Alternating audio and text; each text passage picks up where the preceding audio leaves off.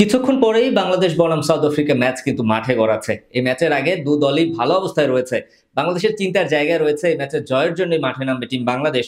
সেই জায়গা থেকে বাংলাদেশের একাদশটি কেমন হবে সেটি নিয়ে অনেকেরই প্রশ্ন রয়েছে। কেমন হতে পারে বাংলাদেশের আজকের এই ম্যাচের একাদশ?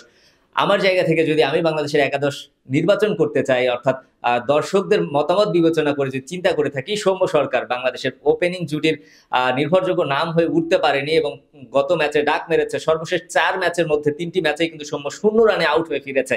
এই সৌম্যকে সমর্থকদের কেউই হয়তোবা আজকের ম্যাচে একাদশে দেখতে চাচ্ছেন না। অন্যদিকে টিম ম্যানেজমেন্টও হয়তোবা সৌম্যর জায়গায় একজন স্পিনার খেলানোর চিন্তা ভাবনা করছে, কারণ সাউথ আফ্রিকা দলে কিন্তু দুজন বাহাতি ব্যাটার রয়েছে। সেই জায়গা থেকে সৌম্য সরকারকে আজকে যদি ড্রপ করা হয়, অবাক হওয়ার কিছুই থাকবে না। সেটির জন্য হয়তোবা সৌম্য সরকার নিজেই দায়ী থাকবেন, কারণ ব্যাটে রান না থাকলে তো আপনাকে মুখ দেখে একাদশে সুযোগ দেওয়ার কোনো সম্ভাবনা নেই।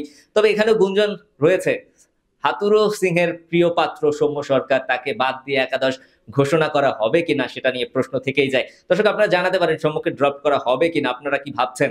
এরপরে লিটন কুমার দাস, এতদিন অনেক সমালোচনা হয়েছে যাকে নিয়ে, কিন্তু গত ম্যাচে সকল সমালোচনার জবাব ব্যাটে দিয়েছে। সেহেতু লিটন কুমার দাস কিন্তু এ যাত্রায় টিকে যাচ্ছে। নাজমুল হোসেন শান্ত দলের অধিনায়ক, তিনিও টিকে যাচ্ছেন।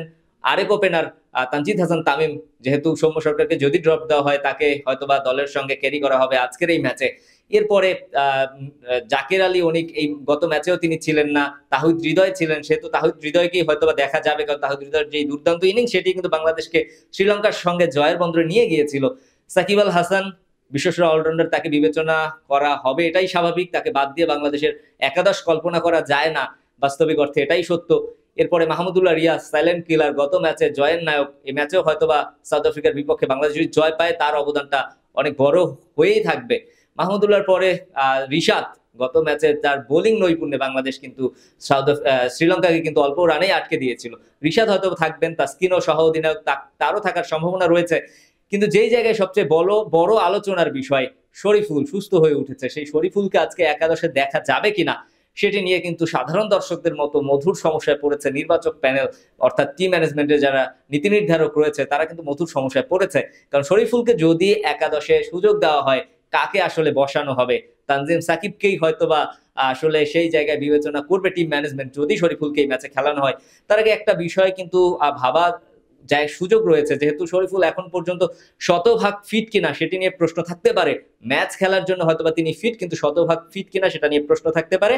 যেহেতু বাংলাদেশের আরো দুটো ম্যাচ রয়েছে এরপরে, নেদারল্যান্ডস এবং নেপাল, সেই ম্যাচেই কিন্তু বাংলাদেশের সবচেয়ে বড় মানে একেবারে চোখ রয়েছে। আজকের ম্যাচে বাংলাদেশ হেরে গেলেও কিন্তু সম্ভাবনা থাকবে পরের দু ম্যাচ যদি বাংলাদেশ জিতে যায়, সেহেতু ওই রিস্কটা বাংলাদেশ টিম ম্যানেজমেন্ট নিবে কিনা সেটাও কিন্তু একটা প্রশ্ন। শরীফুলকে যদি আজকের ম্যাচে দেখাও যায়, সেক্ষেত্রে অবাক হওয়ার কিছুই থাকবে না, কারণ শরীফুল বাংলাদেশের পেস অ্যাটাকের সবচেয়ে বড় অস্ত্র। তাসকিন, শরীফুল এবং মুস্তাফিজ, এই তিনজনকে আজকের ম্যাচে একাদশে দেখা সম্ভাবনা রয়েছে। তানজিম সাকিবকে সেক্ষেত্রে একাদশ থেকে হয়তোবা ছেটে ফেলা হবে। অন্যদিকে যেই উইকেটে খেলা হচ্ছে সেখানে কিন্তু একেবারে গত ম্যাচেও আমরা দেখেছি, ভারত পাকিস্তান ম্যাচে পেস বোলারদের দাপট। সেই জায়গায় বাংলাদেশ যদি কোনোভাবে ৪ পেসার নিয়েও যদি খেলতে নামে, অবাক হওয়ার কিছু নেই, কারণ এই উইকেটে পেসারদের দাপট আমরা গত ম্যাচেও দেখেছি এবং পুরো আমেরিকার এই ওয়ার্ল্ড কাপেই কিন্তু আমরা দেখতে পাচ্ছি, আমেরিকা অংশে বিশেষ করে। সেহেতু পেসারদের আধিক্যই এই ম্যাচে দেখা যাবে। আর যদি স্পিনার আধিক্যর কথা চিন্তা করা হয়, সেক্ষেত্রে সৌম্য সরকারকে হয়তোবা বসানো হতে পারে। সেটি সাউথ আফ্রিকার যেই লেফট হ্যান্ডেড ব্যাটাররা রয়েছে তাদের বিবেচনা করে হয়তোবা শেখ মেহেদীকে আজকের ম্যাচে সুযোগ দেওয়া হতে পারে।